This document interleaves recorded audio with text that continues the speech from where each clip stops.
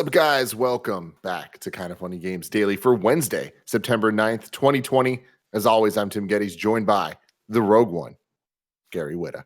Good morning, Tim. Or is it even morning? I honestly can't tell. Who knows? What is going on?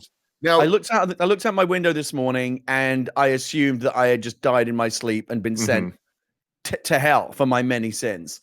Because Tim, you only live a few blocks from me. You described to me what you saw and what you felt when you looked out the window this morning. It's darkness. It doesn't feel like morning. It feels like an endless hellscape.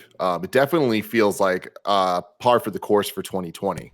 Pretty much. It's like 2020 this does not now. Feel like a quality Widow Wednesday. I'll tell you that much. In terms of Gary, the world now finally looks like how it feels. Gary, you wake up very early, right? Sometimes, yeah. Did you wake up early this morning?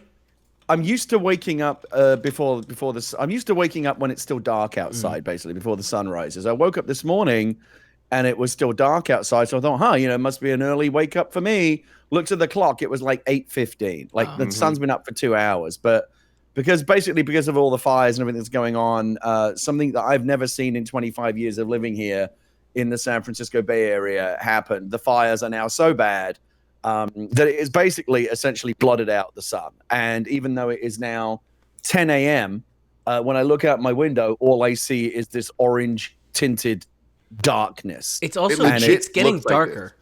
Like everyone, go on Twitter, and like any games media people that you follow that live in San Francisco are definitely posting about this. But it is pictures all morning, otherworldly. Man, Dude, this is Mad Max. When I woke up this morning, I woke up around 7 a.m. and it wasn't as foggy, which means it wasn't very dark. Right. So it was like everything was bright yellow.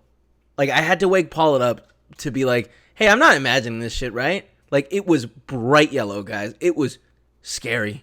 Very scary. I don't want to go on too long about this, but Gary, you keep saying that in your 25 years here in SF, you haven't seen this. In your entire life, have you seen something like this anywhere?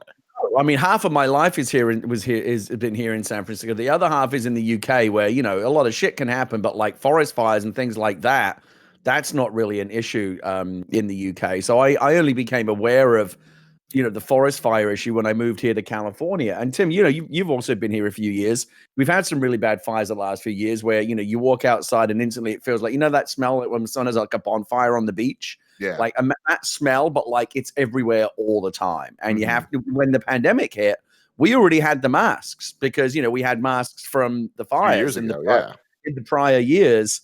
And obviously, it's fire season again right now. I'm looking at my window right now, and I honestly can't believe what I'm looking at. This orange night sky. Oh. That is we have unfiltered, unedited picture that Kevin is showing. Well, no, that picture's making it look lighter than it is. Well, that was at 7 in the morning. Yeah. And just to be clear, it is edited because our cameras are so good at like correcting colors that like when you take a picture, it doesn't look like it does in real life. So I edited it to look like real life. Yeah, the picture that I took this morning, I had to edit it to make it look like what my eye actually saw because the camera's like lightening it and making it look like more yellow. When what I'm seeing is actually more just like this dark.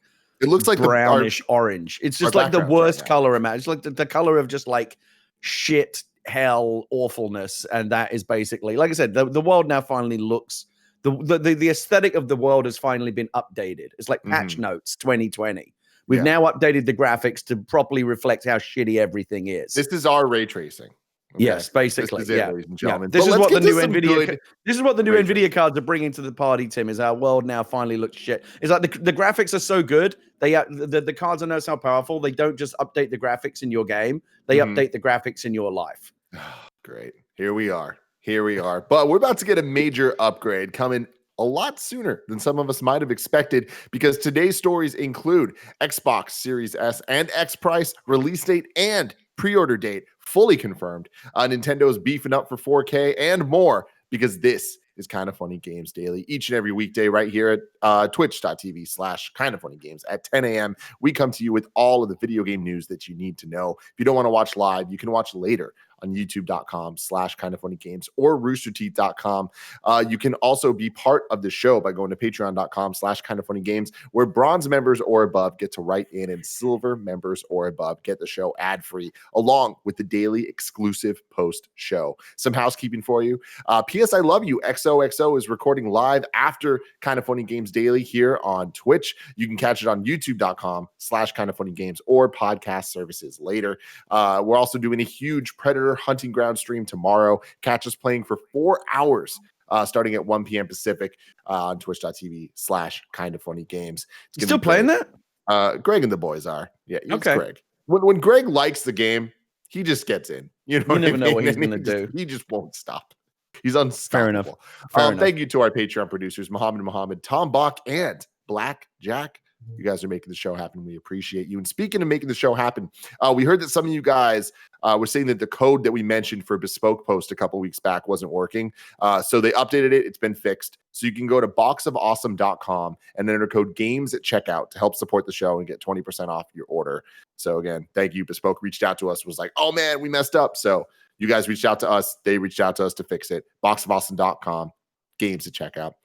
Today we're brought to you by We Have Cool Friends, but we'll tell you about that later. For now, let's begin with what is and forever will be the Roper Report. Time for some news. We have 5 stories today. Tim, the world may suck, but the video game news today does not. We got a bumper day of news. Oh, a plethora of great news, I would say. I don't think we have a veritable smorgasbord. Yes, and I don't think any of it's bad game news. I think it's all ranges from good to fantastic. Thank goodness. Let's start off with this one, Kev. If you can even bring up this tweet, there's a lot of tweets I want to bring up today. Xbox puts out, this is the tweet: Xbox Series X $499, Xbox Series S $299. Release date November 10th. Pre-order starts September 22nd. All the info you need to know right there. Like, that really is as concise a tweet as necessary to just get the facts out there, Gary. Just be like, this is it. The chicken game is over. We're doing it. It's happening. Next gen is officially launching November 10th. It's the news that everyone obviously was waiting for. I think it was right at the point where everyone was starting to get a bit antsy. Like, come on, just give us the price and release date already. Now that it's out there, yeah, great. I think we're all glad to have the final confirmation. But that's all it really is, Tim, confirmation. Let's be honest. Is there anything about this pricing or this date that surprises you? It's this was pretty much widely guessed that it would. Of course, it was going to be in this area, early November, of course, in time for the big Black Friday and the shopping season. And the prices are pretty much, in line with what people expected to see as well, right? So I think you're right about that. But I do think that to look at this from a slightly different perspective, I think that while it might not be a surprise, this is great news. It could have been worse, and it wouldn't have been a surprise. Did you seriously think it was going to be much more than 500? Did you for the X? I think the Series X very well could have been 600, like with how beefy the thing is, and especially with the Series X being as cheap as it is. I think this is on the aggressive Series side S, right? Series of the S expectation. Being as cheap as it is. Yeah. Blame Microsoft for that, Kevin. We're all confused with the naming convention. And it's not confusing. Everyone needs to Tim, what the hell's confusing? Tim, you just misspoke. You said Series X right now. I think I just slurred on it. Well, okay, I know, because S and X they sound. But that's what like Gary's talking about, like that they sound like. So you thought you said X, but it sounded to me like you said X. Wait, no, I think fine. We're saying it doesn't matter. We know what we're talking about. When we go to buy this thing, we know what we're buying. When there's a fucking price, he's just being Kevin. Just ignore him. He's in a mood today. I know he's trying to do a thing. What? He's trying to Kevin. What? He's trying to Kevin all over everything. Come on. Kevin's the verb now. He's trying to Kevin it out. Oh yeah. Look. Okay. So I myself and many others, kind of guessed $499 a while ago. Like that seemed like the sensible price. Again, nothing shocking about the release date as well. Again, it's just nice to have a specific day. It was of course it was going to be in that range. Of course it was going to be early November. We all pretty much knew that. The Series S, I think, interestingly, Tim, even though it's the less powerful, less sexy machine, it is the one that I think is generating the most headlines right now. Because like it's no, like, we're finding, we already basically knew about the Series X, Series S. Like, although we knew it was coming, we didn't really know exactly what it was. Now we've seen it. We've got a price. We've got specs. Like, there's a lot more new information on the S, and now people are able to kind of look at and analyze Xbox's entire offering this holiday, right? Which is this 2-tiered offering of like, here's the Series X for the premium gamer that compares about 4K and has got a lot of money to burn. But here's the Series S, which is or maybe the more mainstream offering, for gamers that are on more of a budget, still very high powered. Like, unless you care about 4K, this system's going to do the job. And I think it's a very smart strategy. What do you think? Oh, I think it's 10 out of 10. I think that they absolutely nailed this front to back. And I think that my point being of this tweet, I think that all the news here is the best case scenario of what these things could be. Release date November 10th. That's earlier than most of us expected. Like, we were still, I mean, not by much, but we were probably putting it around like a week later than that, right? Especially with Assassin's Creed having its release date up until it being changed. Spoilers for future stories today. A week later. So in November 10th, it's like, oh, that's earlier than I expected. And Series S at $299, it's like, I've been predicting it was going to be a lot cheaper. I thought it was going to be coming in at Google Chromecast type prices of like sub $100. But I also was expecting that based on a product that this clearly isn't. This, that would have been a cloud streaming box, and that's what I was saying that it would be. This is a full-on next-gen console, and everything that you just said, they are offering exactly what they should be right here, which is something for the high end and something for, hey, you're going to get into next gen, and it's not a low-end version. It is like they're treating the Series S as if it is what next gen is. Just like this gen, we had Xbox One S and One X, where both of them were next gen. The One X is just if you want the most powerful thing ever. So so this is all very new. I just woke up to this morning, and I haven't had a lot of time to kind of digest it. Maybe you can explain this to me, Tim, if you've had a chance to do some more reading. How does the Series S compare to the One X that it is basically replacing? It's more powerful in some regards, right? This is not just a rebranded One X. There's more going on here. It is very much it's more similar to the Series X than it is to the Series S. We'll get into all of the details. I want to read the entire blog post there, because there's a lot of info that they're giving here, and it reveals a lot about what Xbox strategy is. And I just think, again, knocked it out of the park here. Yeah. Let's get into it. This comes from the Xbox blog.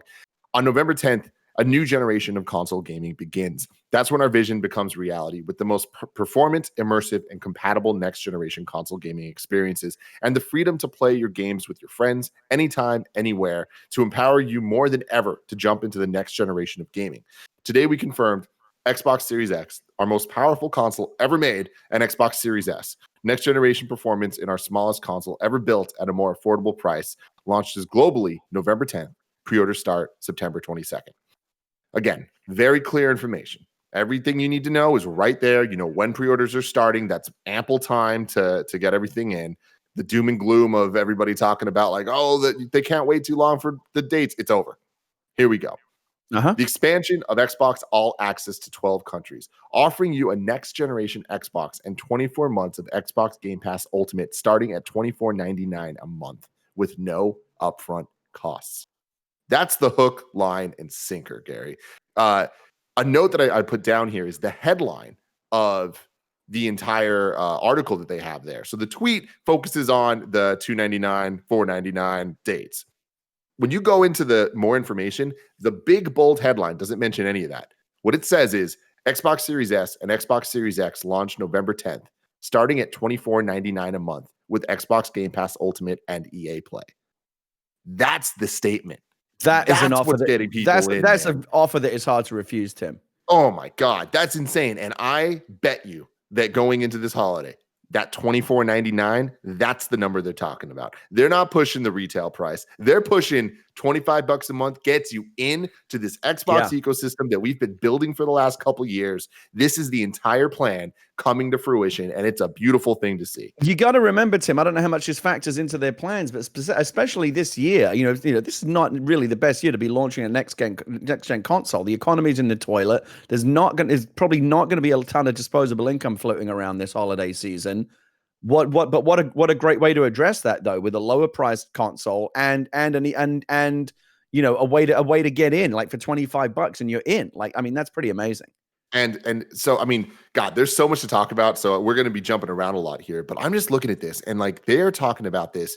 You get the 24 months of Xbox Game Pass Ultimate, which at this point comes with xCloud, Xbox Live, Xbox Game Pass for PC and Xbox, and now EA Play, right? So you're getting all of that stuff, which, as we already know, includes that's crazy. every first-party title that Xbox ever puts out. If you're you go back also and look at getting the system.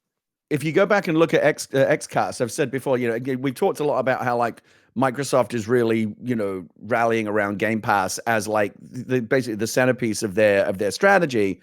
And I've said before, if that's going to be the case, like as much as you can afford to, double down on that. Be as aggressive as possible with how much Game Pass you can bundle in with the system at launch. And I got to say, they exceeded what I thought they were going to be able to do. Like that 24 months, come on. Absolutely. And so with that, also, it's now expanding to 12 countries. Like that's pretty substantial. So all of this is now offering people for $25 a month an entry point into next gen with the Series S and all this stuff. Can you imagine, Gary, if we could live in a world, and there's a couple asterisks here, but live in a world where this also launches with Halo Infinite, and if Halo Infinite was fantastic, like that would have been like, oh, wow. Obviously that would be incredible. We don't live in that world, but I would say that this, just my overall sense of this is that today, like, this is going to sound hyperbolic, I'm sure. And you know me, I'm not like a big platform warrior. Yeah, I slightly prefer the Xbox. Yeah, I'm on the XCast, but you know me, I like games on all systems. I'm not like a tribal, platform warrior. I don't really have a lot of time for the console wars. But sitting here in my capacity as someone who's looking at this stuff and trying to analyze it, I think Microsoft has thrown down like a fucking epic gauntlet today and totally reset like the console, the next gen console wars narrative. Everyone's looking at this now. If I were at Sony seeing this news coming out, I would not be a happy person. I'd be like, what the fuck? Because I disagree with that. Unless PlayStation 5 has got like a PS5 Junior up their sleeve that we don't know about that can compete on price. For all the people out there for whom price is the prime concern, and that's a lot of people, what's Sony going to do? That like the cheapest thing they're going to have is the discless PS5. You think that's going to be $299? It ain't. So Microsoft is going to go into the holiday season with a massive leg up, like in terms of like competitiveness on price. Like Sony's not going to be able to compete with this. The way I look at it though is, and I said this when we first saw the last Xbox, the blowout of the Xbox Series X that happened with the Halo Infinite gameplay and all that stuff. The moment that ended, I was just like, it is clear to me that Xbox is no longer playing the same game that Sony is. And this is a choice that Nintendo made a couple generations ago, where they were no longer, like when they went to the Wii and Xbox and PlayStation went HD, that was a choice to splinter off. We now have 3 splinters. I don't see these as competition. And Phil's been saying that forever, and it's easy for us as pundits to look at that and be like, well, of course you're saying it when you're number 2. Like, of course you're going to like try to like build your own path. I truly think they're building their own path. And I don't think PlayStation has anything to worry about with this. PlayStation's doing their own thing, and they're going to massively destroy. And I think that PS5 is going to be a repeat of PS4, and it's going to work out for them. And that's all that matters for them and for Sony fans, because it's going to be great. They're going to have their first party titles. They already have their first party titles lined up. We know about so many of them. We can also assume so many more. They're totally fine. I don't think they're worried about anything. They're going to sell out this holiday season. And it's going to be fine. This is the best news Xbox could ever have. They are about to kill too.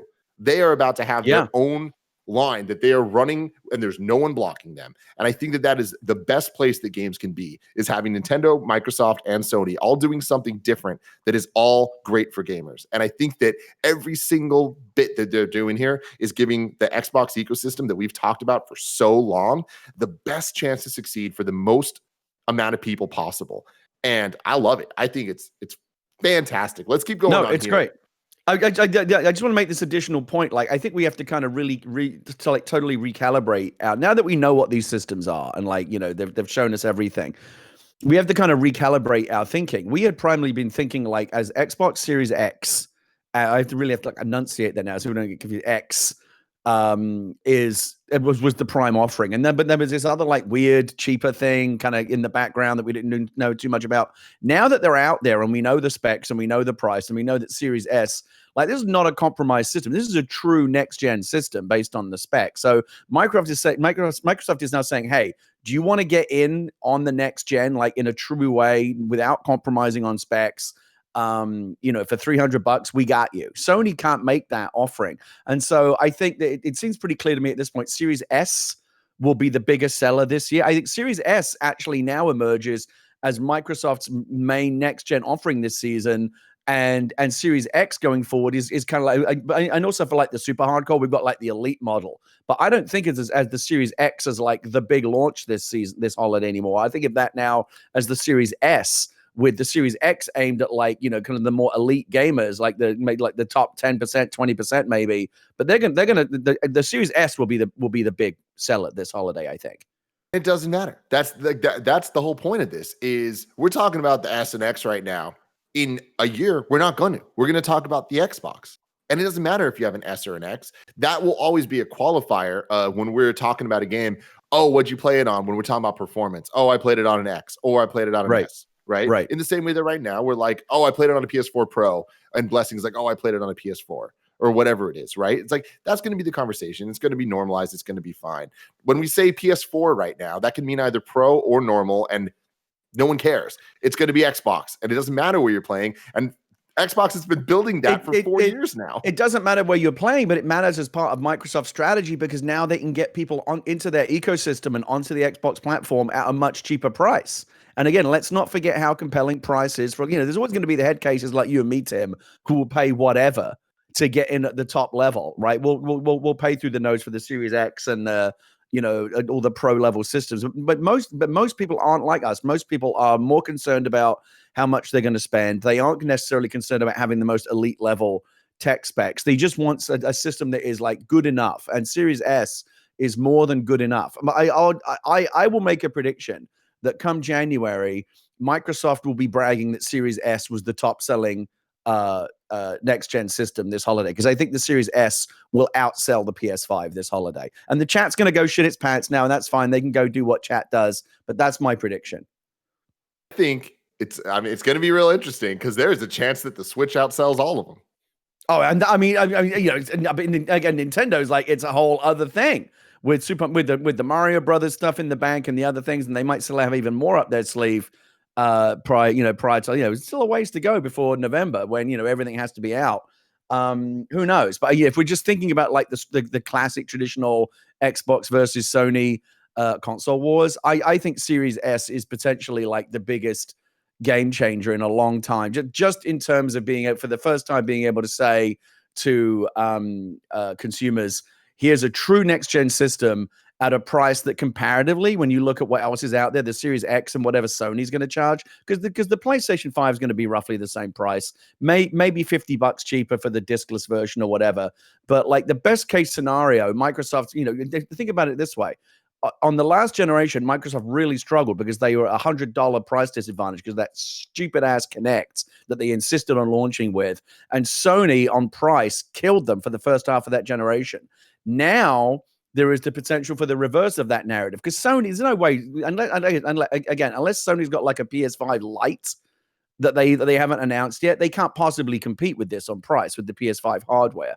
So Microsoft has basically already won like the pricing, the value argument for this holiday, and that is a massive, massive segment of the audience for whom that's the main thing that they want. Hey, I want to get in on next gen, but I'm not willing to pay crazy money. Microsoft's like, we got you.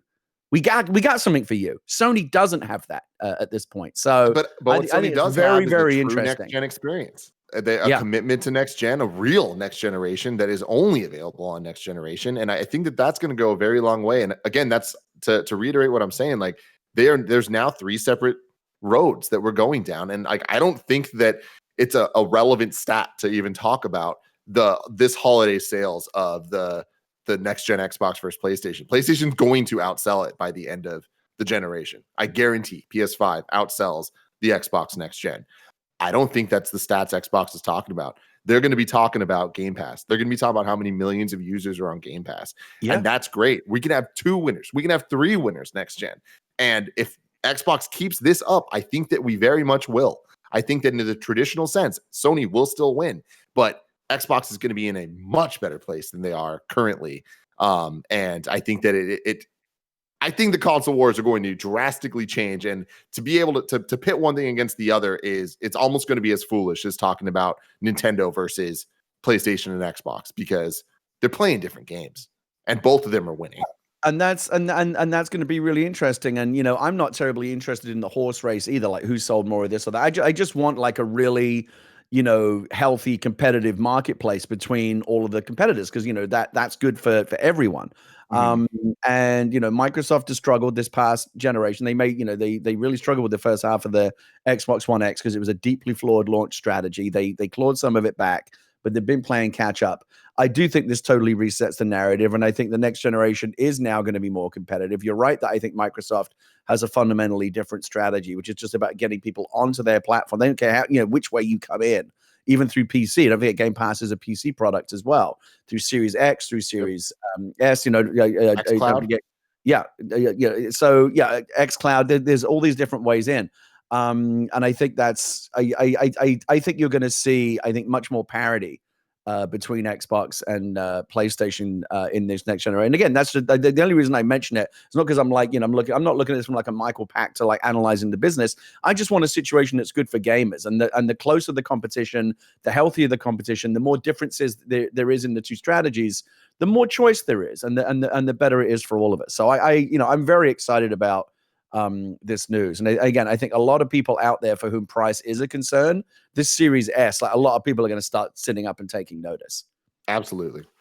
Going on, because there's still a whole lot more in this one blog post.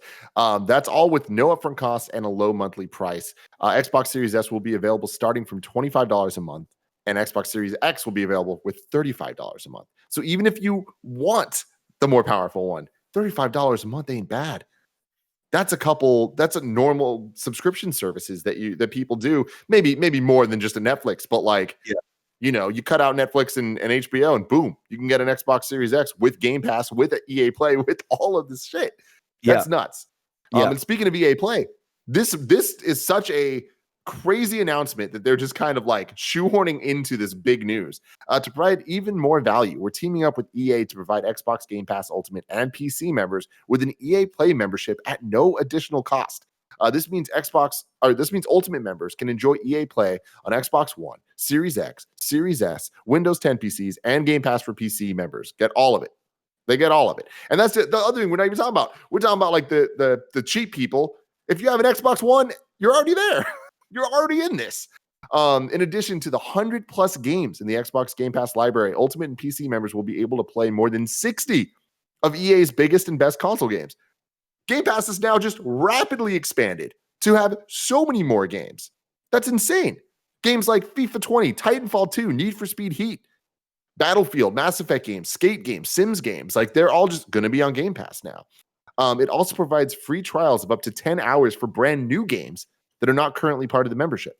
So when a new EA game comes out, like FIFA 21, you get to play it for up to 10 hours. If you have Game Pass. Do you think, Tim, overall that Sony, looking now at what, being able to finally step back and look at what Microsoft has done and is doing with this next generation, do you think Sony missed an opportunity not doing something similar? Should there have been a Series S type version of the PlayStation 5 that could have been as competitive on price? Because like you said, right now they have that lower value or that lower budget lane that the Series S occupies. Like you said, Sony does not have any kind of competitor in that channel right now. Should they have had one? Absolutely not. I think that PlayStation believes in the next gen, and I want to play Last of Us 3 on a crazy ass optimized system that makes me go, wow, this is only possible on PlayStation because this game is being made from the ground up for this system. And that's why I'm investing in Sony. They've proven to me time and time again now that their first party exclusives matter and that they believe in them, and that they're going to be the best experiences you could possibly play.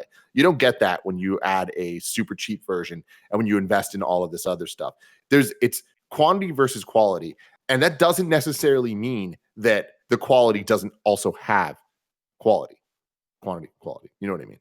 On Xbox. Are you suggesting that Series X games won't or can't be as good as PlayStation 5 games because they also have to build them with the lower spec models in mind rather than just targeting one high-end spec? What I'm saying is that I understand the statement of like the facts are, well, like, oh, that's not how it works. PCs have done it for years. I'll believe it when I see it, that Xbox comes out with exclusive titles to it that rival the quality of the exclusive titles on PlayStation. And I'm just saying this based off of the last 10 years of what we've seen. But I think that PlayStation's doubling down on a commitment of our first party titles mean more than anything else. And Xbox is more, hey, we're the best fucking value possible. I mean, like you said, it's two very different arguments, and Sony is going to have to make a different argument because they can no longer make the value argument. Microsoft has blown that out of the water with this Series S offering, and so Sony now just has to double down on like the high tier champagne and caviar argument of like, hey, we're not the cheapest, but we are the best.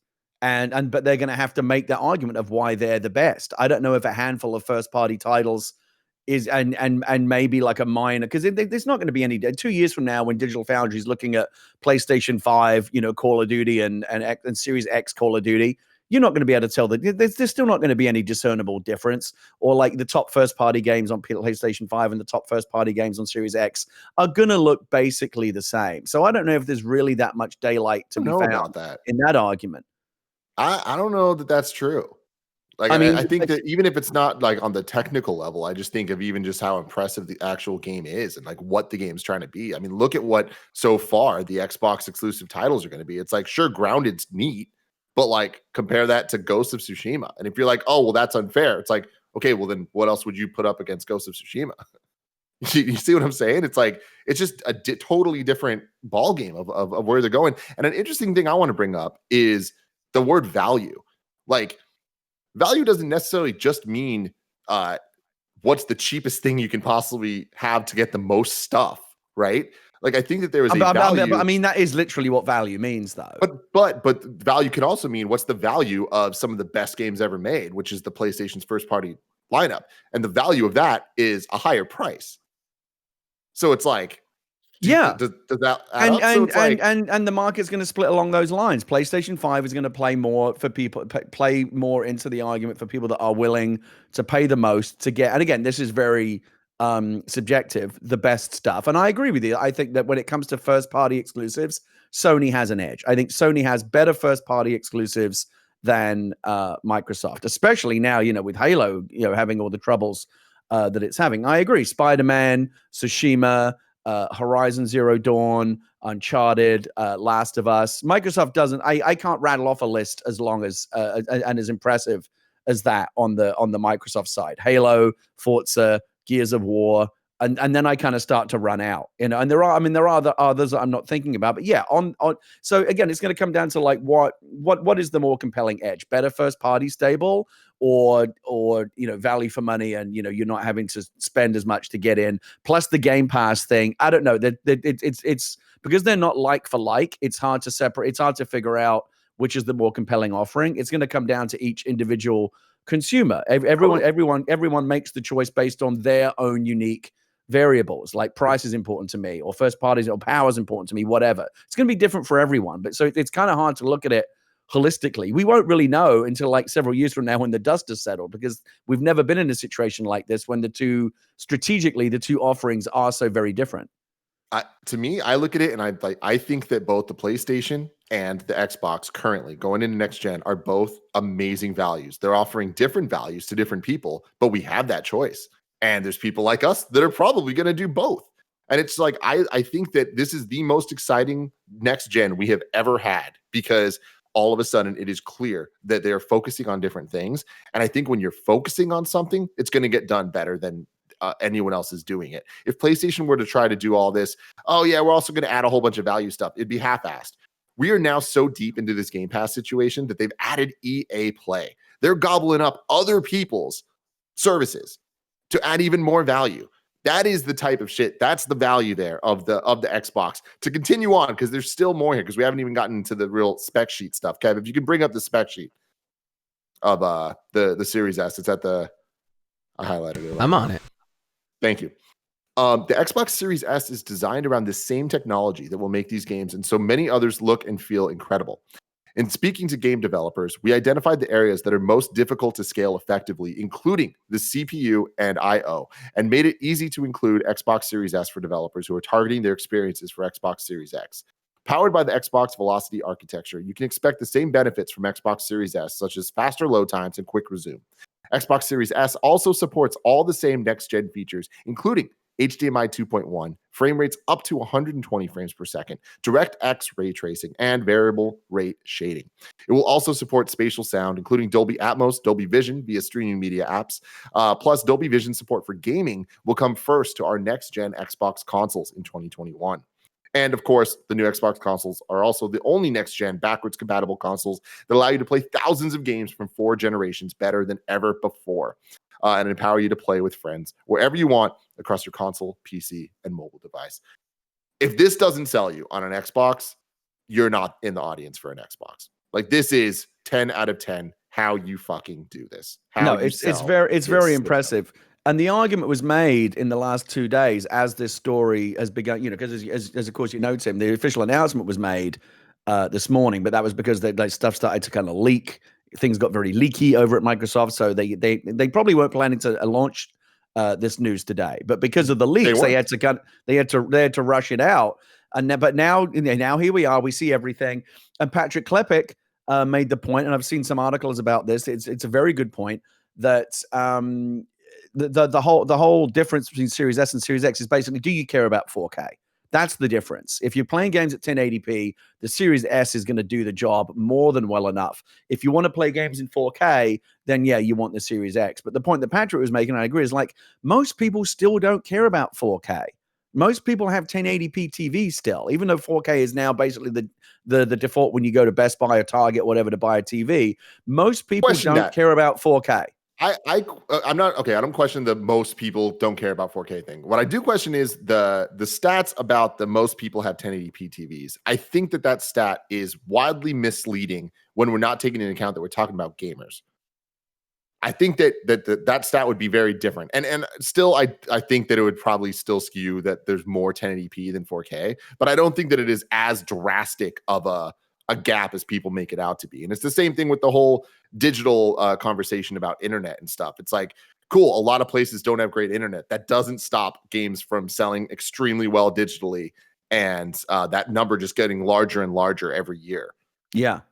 Oh, and lots of, there's also interesting little side arguments. The other point is, like, if you're a streamer, the Series S is going to be the one you're probably going to want to get, because until the streaming technology changes, you can't even stream it. Maybe within the course of the next generation, you'll be able to. But right now on Twitch, 1080p is the max you can stream out at. So why? What would be? There's no point in running games in 4K on your if you're a Twitch streamer, because no one's going to see the benefit of that anyway. So if you're looking to get into streaming Xbox games, and streaming is what you want to do, Series S is actually going to be the better option for you, because the rest of that overhead is just a waste of money. And again, that's a niche part of the market. But when it comes to gamers, that's a big deal. We don't know all the numbers, but I do think I think if it does break down on the lines of, listen, if you want next gen but you don't care about 4K, the Series S is gonna do it for you. It's more than you need. But if you have that 4K TV, if you've got that crazy Gary Whitta, Tim Geddes, setup in your house, and you've got to have the best of the best, then yeah, the Series X. I'm just saying, you have to remember, Tim, we live in a bubble. We're in the minority. The high end gamers who will spend every penny of their disposable income on the best version of the machine. That's our world, but it's not the reality for most people. And if you're looking to sell a lot of boxes, that's why the Series S is compelling, because most people are going to find that the better option. But that's why, to me, I think Xbox is totally nailing this. Is like, it doesn't matter that we're the minority. They're giving us an option. I think that they're just nailing it. They're giving everyone the options they need. It's like they're looking at it and they're like, hey, Tim and Gary, you get the X. Hey, majority of other people, you get the S. Hey, people that really just want to be part of this, you already get an Xbox One. That's why I'm saying that Microsoft now has the better overall offering, because they are appealing to people of all demographics and price range availability. Like, some people don't have $500 or $450, or maybe I'm guessing the cheapest the discless PlayStation 5 will come in is $400, and I think even that's high. Yeah. That's the lowest it can possibly be. I think it's going to be closer to $5, and the full on the jumbo PlayStation 5 with the disc drive may even be more than $5. I think there's a good chance it will be. We'll see. But the point I'm making is Sony now can't make that same argument. They can't say, hey, we've got something for everyone. They're going to say we've got something for the high-end gamers that are willing to spend a lot of money on a console. But that's not everyone. I think that argument is extremely powerful. It's like it's a different argument. It's a different proposition of value, but it's still an amazing value of, yeah, you're paying more. You're about to get a fucking dope experience that you can only get here. Like, that is a premium that is so worth it. And again, I'm excited about this. And I think that both groups are doing something really, really interesting and good. Moving on to the next news story that is tied into this. We have two quick ones. Gears Tactics is coming to console at Xbox Series S and X launch. The tweet comes from Gears of War, who quote tweeted the Xbox Series X news and said, "In even bigger news, Gears Tactics comes to console on November 10th. The game currently has an 80 on Metacritic for the PC version. So that's cool. Starting to see the launch lineup kind of form up a little bit. And then moving on to Assassin's Creed Valhalla, also gets its release date pushed up a week. Assassin's Creed tweeted, Assassin's Creed Valhalla launches with Xbox Series X and S on November 10th, 2020. Build the legend of a Viking raider on any console. Upgrade from Xbox One to Series X at no additional cost. Upgrade to Xbox Series S is also no additional So that's now a cost. launch day title. That's officially a launch day one title for Xbox. Yeah. So the big question now, when does PS4 launch? So that was going to be my next question. Like, so Sony now has to, like the Xbox has laid it down. They can't, Sony's basically got to stand there with its dick in its hand right now until it, matches it and says, okay, but here's what we've got. And again, it's going to be a different offering because we know they don't have the lower end offering. Their lower end offering is still the full fat experience, just without a disc drive. That's not going to shave that much off. And look, their date's going to be in the same window. It could be the same day. Maybe they'll beat them to the punch by like a week. Maybe so they'll say like November 3rd or something. But it's going to be in that first. I'll stake my reputation on it because it's not worth anything. So I'm always having to throw it on the table. It's going to be in the first 2 weeks of November because that's when you have to do it. Like that's why I don't think the release date news is particularly exciting because it didn't surprise everyone. It's not, again, it's nice to know the specific date, but no one's like, wow, like it's like, okay, yeah, sure. Like we knew it was going to be in that window. Now we know the date, but it's a confirmation rather than a reveal. Do you know what I mean? Going back to what I was saying earlier is like, it's a confirmation of the best case scenario. We now know it's coming before Cyberpunk. There could have been a week where Cyberpunk was out and we had to wait. You know what I mean? Oh my God, what a week. Dude, fuck that. No, the longest week of your life, Tim. It's like that's the thing is like with this stuff, for the people that are getting these consoles day one, it's like they want the experience. They want the thing that they've been waiting for. And it's like, I think November 10th is earlier than it could have been, which is fantastic. So Tim, I want you on the record, make the prediction, give me the two prices and the date that Sony is inevitably going to have to drop in the next week or two. What's it going to be? What's Sony going to come in with? I don't know, man. It's rough. It's real rough. I imagine at this point it's going to be 4 and 5. You think the discless could be as low as 4? Maybe 450 and 5. I'm thinking 450 and 5. Yeah, because I think 100, unless they're really ready to take a loss, and I just don't. A big thing I keep saying is once you put a number out there, you can't raise it. You can always lower it, but you can't raise it. Correct. And I think that PlayStation's gearing up for a fucking amazing generation. They can start high, get people in. And again, this is some shady fucking business shit, but people are going to buy this thing. It's going to sell out. So why not put it at a price that you can lower later? So I don't know.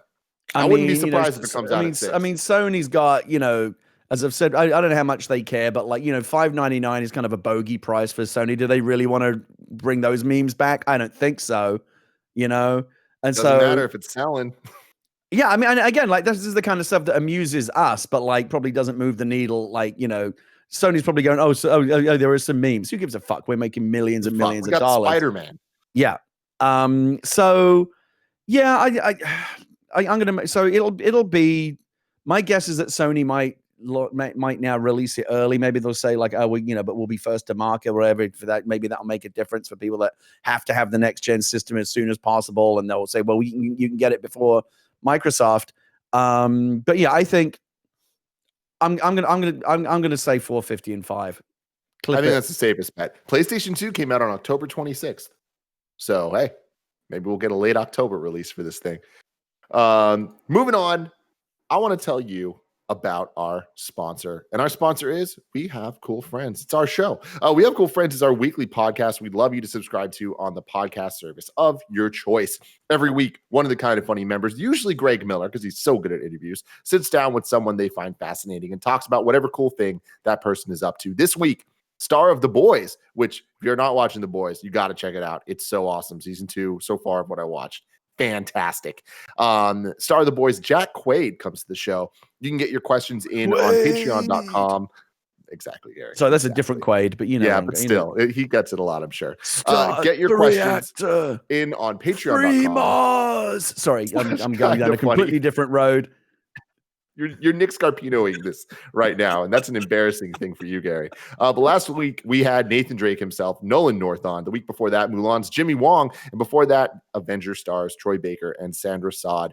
It's a great show. It really needs your support. Go over to kindoffunny.com/WHCF and subscribe on your podcast service of choice. We appreciate you. Let's get to the next news story. Nintendo boosts Switch production by another 20% and some fun 4K rumors. This comes from Takashi Mochizuki at Bloomberg. Nintendo has asked its assembly partners to increase production of its Switch gaming console again, raising its goal to as much as 30 million units for this fiscal year, according to people familiar with its strategy. The Japanese games maker has been struggling to keep up with Switch demand for most of this year, boosted by the runaway success of Animal Crossing thanks to the hit show Animal Talking and the coronavirus pandemic lifting gaming demand. Some of that was Tim editorializing. I appreciate that. Thanks, Tim. I can guess what part. It had raised production orders to 25 million units in early August, but that has proven insufficient, and assemblers are now operating factories at 120%. The people said asking to remain anonymous because the targets are private.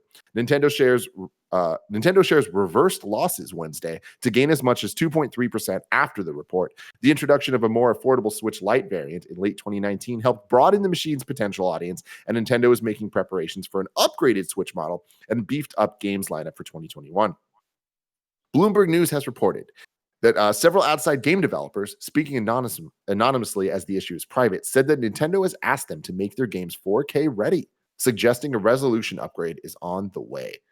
I am so excited about this, Gary. I hate how Nintendo games look on my TVs. It is very sad. Our data suggests that Switch hasn't fulfilled demand yet.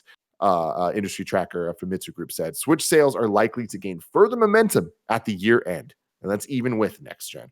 I don't have like the whole fucking AMC, Dolby Cinema experience that you got going on over there, Tim. But I got a 65-inch 4K TV. It's pretty good, and I got to say, Switch games look damn good on it. It doesn't feel to me the same way it did during the Wii generation when I was like, why do these games still look low def? Compared to what the PlayStation 3 and the Xbox 360 are doing. Like that frustrated me that I love playing Super Mario Galaxy, but it clearly was like, a standard definition game as opposed to the high definition games I'm playing on other consoles. Yeah, Switch games don't look as good, but like Breath of the Wild, Super Mario Odyssey, Animal Crossing, these games, they look damn good. They're not in 4K, but to me, I'm not feeling like I'm losing a whole lot by not gaming in 4K on the Switch, Gary, even on a big screen. You're playing on the LG OLED, right? Correct. You're insane. It looks like garbage compared to other games, man. No. Oh my God. Everything looks smushed. You are the most elitist form of gamer, Tim. No, I'm a Nintendo fan. I'm a Nintendo fan. Penny, Tim, turn around and look at the room that you're in. Trust me. I understand. But that's not an excuse for these games just like looking the way they do. And I understand where we're at. I understand that I'm playing a sub 1080p game on a 4K TV or whatever it is. I know that, but that's why this news is exciting to me. Again, Xbox speaks to the entire range at this point. Nintendo's always struggled with that. And to me, a 4K Switch is very exciting, even if it's not fully 4K, just any type of resolution boost is going to help that thing so much. Even just the color profiles of the Switch are totally off compared to other games. Like the menu of the Switch, Gary, I challenge you. Look at the menu of the Switch on your LG OLED. It is not great. Look, I see what I see. I'm not a pixel counter. I'm not a guy who's going on Digital Foundry. I'm not on AVS forums at like 3:00 in the fucking morning complaining about refresh rates or whatever. I see what I see. And I don't find what's going on the Switch, to be displeasing or somehow like less than, even though I look at Animal Crossing, I look at Mario, I look at Zelda, I look at all the little indie titles. My wife's playing Spiritfarer right now. It looks great. I'm looking at, what I see what I see. And I don't feel like I'm that there's a lot being left on the table in terms of like, again, when it was the Wii, I was like, damn, I wish this looked as good as the other consoles. And again, I'm aware of the fact that the Switch isn't anywhere near as powerful as the other two. But when I see those graphics up on the screen, even on a big LG OLED, I don't feel like I'm having like an inferior experience. By the way, I didn't see the name, but like someone in the chat, because I against my better judgment, I've got the chat going right now. Just someone just called me a non-gamer, that my opinions are invalid. Go fuck yourself. I was professionally reviewing video games and working in this business before you were even fucking born. Fuck off. Get fucked, fucking man. tell me I'm a non-gamer. I fucking forgot more about video games than you know. Holy shit! Oh shit, Gary, you fucking got him. Fuck him. That's right. That was fantastic. Man, I'm salty this morning. Don't get me started this morning, Tim. I literally woke up in hell. Oh, I get it. I'm right there with you, man. We're burning together. I think you're making some good points about it. I think that to make my stance clear on the Nintendo thing is, it's not like they're unplayable, and it's not like it is like it's not like the Wii versus the 360 and PS3. I agree with that, but I do think that every time that I boot my Switch up docked, every single time I'm always just like, oh man, I wish it was just a little bit better. Because it is just enough that I notice it. And it looks like when you're on a PC and the display resolution is set wrong, when it's set lower. And you're just like, this just looks a little off. Again, it doesn't drastically change my experience. Nintendo games have never been about graphical fidelity, but that's the thing. Nobody can say that stuff doesn't. You wouldn't prefer that over not. That's why I don't know how much I buy into these Switch 4K Pro, whatever you want to call it, rumors. There's a lot of rumors out there. Maybe it's true. It doesn't necessarily fit though with what Nintendo's, historically their priorities have always been. They've never compared that much about competing on specs, right? They're just happy to do their own thing. They're out there doing weird stuff. Like here's motion controls. Here's a handheld that you can also dock to your TV. Like here's a bunch of weird shit. It's never been about, we have this many teraflops. And we just made the argument. I still, the majority of gamers don't really care about 4K. I think that's probably even more true of Nintendo gamers who aren't necessarily the most spec hungry crowd out there. They just want the best games, and Nintendo has the best games and arguably the best experience. Like you could make the argument that overall, if you include specs, but also everything else, Switch is the best experience out there right now, because it could do things that no other system can do just by like the nature of what it is. And Nintendo clearly can't make enough. Like they're selling every single one that they make as soon as they can make it. They're ramping up production to meet demand. I don't think Nintendo's feeling like, fuck, like we're leaving something on the table here. So I don't know. I guess I wouldn't be surprised if this 4K Switch Pro thing happens, because there's just like it's in the air supply right now. A lot of rumors. There's got to be some, I guess, there's no smoke without fire. Fuck, I keep reminding myself what the world looks like out there. It's just not historically what they've cared about, having the highest spec system out there. Yeah, and to be clear with all these rumors, I don't think that it's going to be, it's 4K, all games are 4K. Like, look, even Xbox Series S isn't going to do that, and that's fine. It's just, I just think that we need to hit, there's a modern level of what HD should mean across the board, and I think that Switch just isn't up to snuff. In handheld, it's 720p, and on docked, it's not always 1080p. We need to be hitting 1080p. Come on. Speaking of Nintendo news, though, Kev, can you please bring up this tweet from Stealth here? Okay. On it, boss man. Thank you. Appreciate it. So my boy Stealth 40K over on Twitter tweets out Hyrule Warriors Definitive Edition sales rank moves up 1,543% on Amazon US.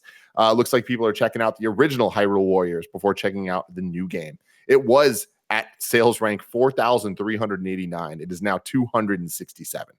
So yesterday, Hyrule Warriors, I forget the exact name of it, but the war that was announced as a new Switch game. And now people are going in droves to buy the original definitive edition on Switch. This is the power of Nintendo. We can talk about next gen all we want, but these games, they sell, they continue to sell. The old games continue to sell. Kev, if you could bring up the next link I have there, the Amazon bestsellers list. Just thought it was an interesting stat to bring up here. This is Amazon's 2020 bestsellers so far. If you look here, majority, and this is all gaming stuff. So the top selling things are PSN dollars and Xbox dollars, right? And some headsets and screen protectors. But when you're just looking at the video games that are on this list, Animal Crossing, number 4. 1. Yeah. Well, not the number one as a game, right? Yeah. So Animal Crossing comes in at number 4 total of gaming things.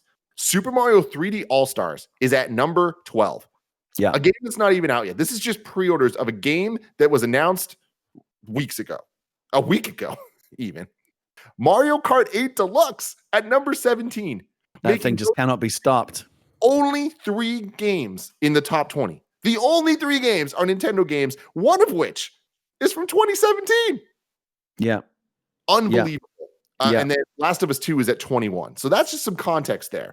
And those Animal Crossing numbers are phenomenal. I don't know if you really dove into those stats, but I believe it was Nintendo. It's Nintendo's biggest selling single SKU game since Super Mario Brothers. That is fucking nuts. Yep. Utterly unbelievable. So Nintendo continuing to dominate without doing much. And while that's frustrating, it's exciting to see. And I'm hoping that they're taking this year to gear up for a 2021 that's going to blow my pants off. Final story of the day to get some Sony news in here. Some fun, cool Sony stuff.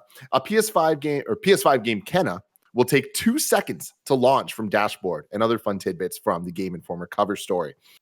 This did a interesting there was an interesting write-up from James O'Connor and Stephen T. Wright at GameSpot that kind of took all of the biggest news from the cover story on Game Informer and distilled it into this. Kenna Bridge of Spirits was one of the most promising games to emerge from the PS5 reveal event back in June. Now, thanks to the Game Informer cover story, we have new details on the cozy adventure game, including the fact that it takes just 2 seconds to launch from the console's dashboard. This isn't from a suspended state either. The game just loads very fast. According to Josh Greer, the game's chief operating officer, the team had a loading animation planned, but it just loads the game so fast that there's no time for it.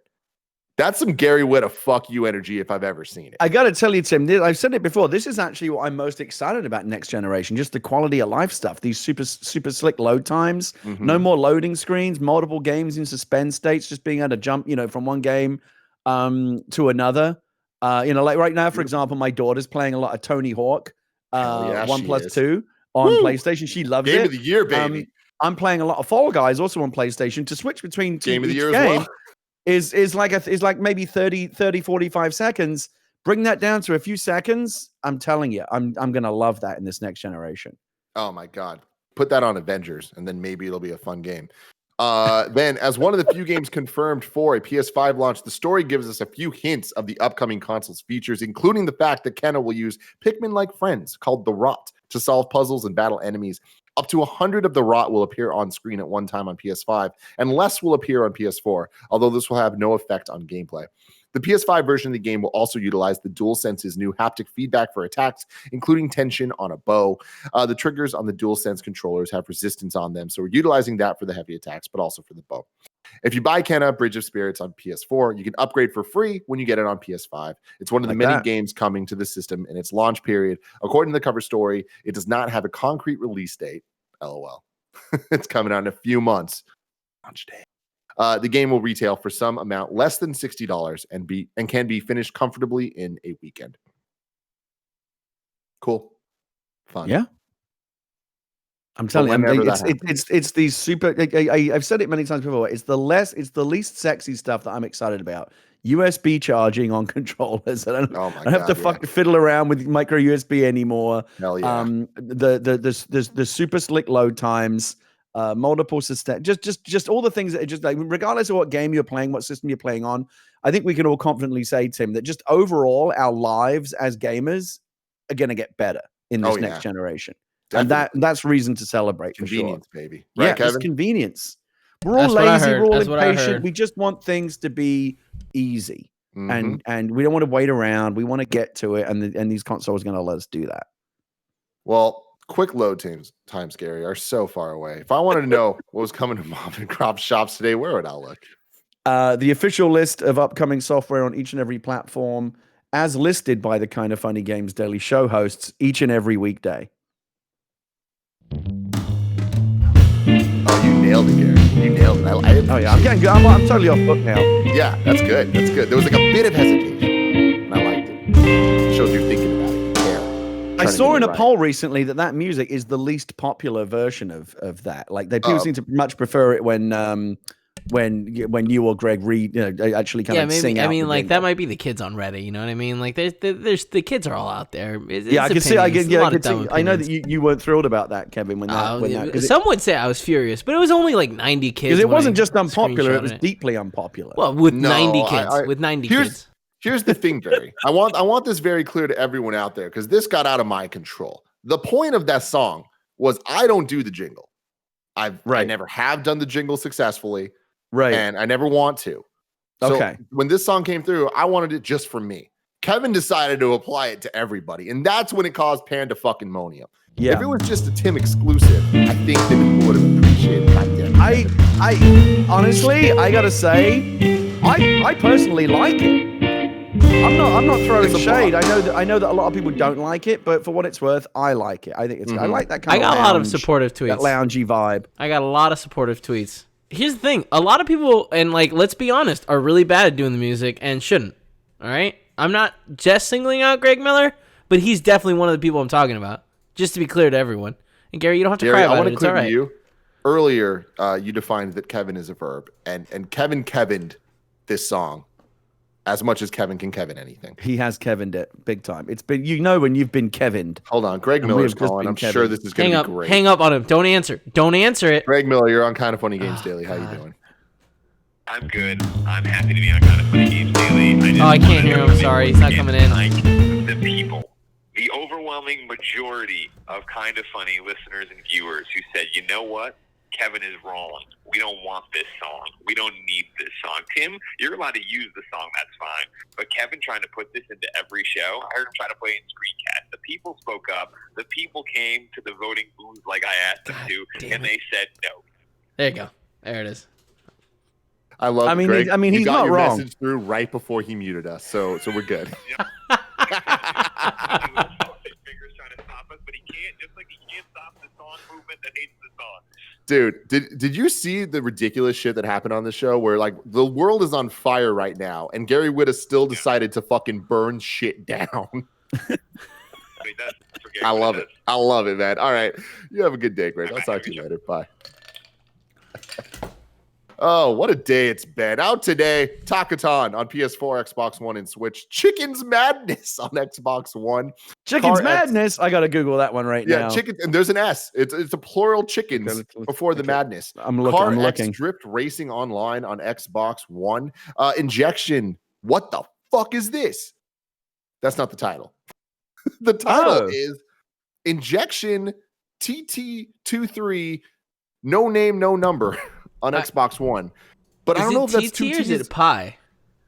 Is that, I get, okay. Injection Pi 23 No Name, No Number on Xbox One. I'll Google Oh my God. It looks like a Fall Guys clone. There's literally a crown. Chicken Madness? Chicken's Madness? Yeah, right. It's some kind of, it looks like a mix between like Fall Guys and Fusion Frenzy, like a party game kind of thing. Yeah. Interesting. Yeah. Okay. But everyone's chickens. Release date February 4th. Oh, this has been out on Steam since 2018, so I can't call it a Fall Guys clone. But it's just now coming to Xbox One. It's definitely got a Fall Guys party game vibe to it, though. Mario Party kind kind of thing. Chicken's What madness. level? All right. What level you at in Fall Guys? Just hit max on PlayStation last night. I'm about 33 on PC. Jesus, Because I've been leveling up 2 characters, because it's split You're between the maniac. two. Maniac. 16 crowns, Tim. Whoa, I'm at level 25 on PS4, and I have 4 crowns.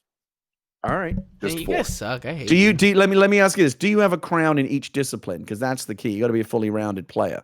You know what? I think I do. I've gotten one during the tail one. I've gotten one during No, you know what? Hexagon's the only one I've never won. Yeah, that's a tough one. All right. But you have one on Fall Mountain. Fall Mountain, that's my jam. Yeah. You have one in Jump Showdown? Yes, I do. You have one in Royal Fumble? Royal Fumble, yes. Okay, so Hexagon is the last one you need to round it out. Okay, because then you can call yourself a complete player. Yeah, I can't. Hexagon fucks me up, man. And I'm pretty good at it. And every time I'm like, oh, I'm going to win. And then some bullshit happens. I'm like, oh, man, I got Fall Guys. It's tough. I think it's the toughest game to get good at, but you can get good at it. Like I see Barrett in the chat. Barrett is a fucking Hexagon pro. You should make Barrett. If you make Barrett your like your Mr. Miyagi of Hexagon, you will soon be crane kicking Johnny Cobra Kai in the face in Hexagon. I love it, man. Sad boy Barrett. I love it. He's doing the post show with you exclusively after this because I need okay. You got to run.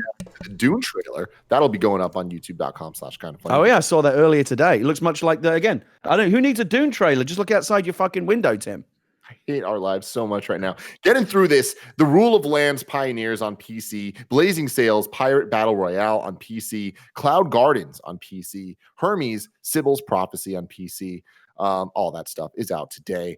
Then we got some squad up for you. KBabz says, hey, KFGD crew, today is Crash Bandicoot's 24th birthday. Happy birthday, Crash. To celebrate, I'm going to stream all day today, trying to 100% the first 3 Crash games in one go. I tried this on my birthday last week and failed because the game froze and I hadn't saved. Hopefully, it'll work out better this time. Catch me on twitch.tv/KBABZonTV, KBABZonTV at 3 p.m. Pacific, and wish me luck. Also, I just became a Twitch affiliate thanks to a Snowbike Mike raid, so that's fun too. Shout out to that. I love Snowbike Mike, man. What a great community. He's great. Always a font of positive energy. I'm jealous you get to do a show with him. You know what I mean? It's a trip, let me tell you. And it's great because I get to do it Friday afternoon. So hanging out with Mike for a couple of hours, I feel like he's in that halo effect of all that positivity that radiates off of him. I step into the weekend in a good mood. Exactly. Snowbike Mike, man. Power positivity. Looking through, you're wrong. And so far, how we doing? We're good. We fucking nailed it, man. We didn't get anything wrong. It was all opinion anyway. Yeah, exactly. Tomorrow's host, we got me and Greg. That's super fun. Also, is tomorrow Thursday? Yeah, it is. Wow. We have the Ubisoft Forward happening. That's exciting.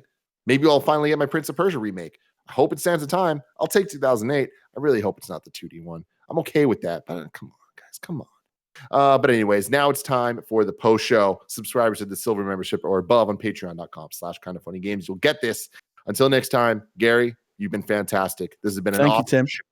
I love everything about this. I hope that we survive this apocalypse.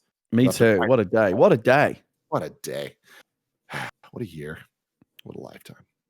I love you guys. Bye.